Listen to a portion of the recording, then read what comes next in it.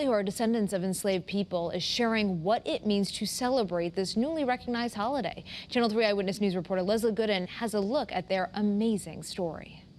You may know Lawyer Twilly from his TV commercials, but he wants you to know why he commemorates Juneteenth, because it's personal. I'm excited that it's recognized as a holiday right now because Juneteenth is important. My family descends from slaves, and it's a topic that I don't think gets enough coverage. Juneteenth in 2021 officially became the 12th federal holiday. The day remembers June 19th in 1865, when Union soldiers informed enslaved people in Texas that they were free. This occurred nearly 2.5 years after the Emancipation Proclamation freed slaves. Lawyer A. Twilly II, who is a local attorney, is related to Eli Twilly, who is believed to have been born in the 1820s. He is Lawyer Twilly's grandfather's grandfather, who was enslaved in the United States. If Eli is a slave, recognizing Juneteenth as a national holiday, I don't know how well that would sit with him.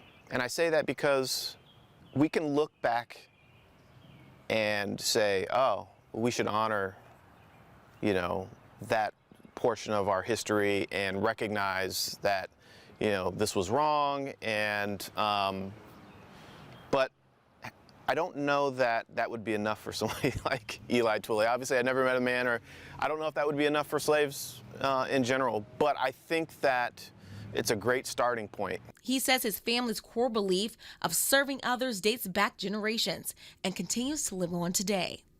I sat down with Twilly, who shared with me his vast family tree and its branches of history.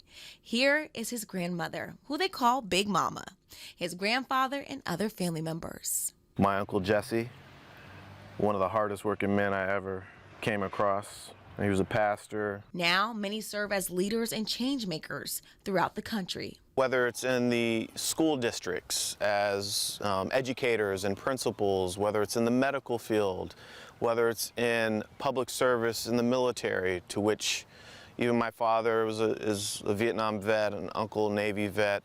I have an aunt who we're all very proud of, who was the first African-American female general in the United States Army. Twilly says that his family began tracing back their lineage nearly 25 years ago and are now able to piece the lives of their ancestors back together. It's really important to sort of understand where you're going, and you need to understand where you've been. Adding, slavery needs to be discussed more in the U.S. Do you think people do not talk about it enough?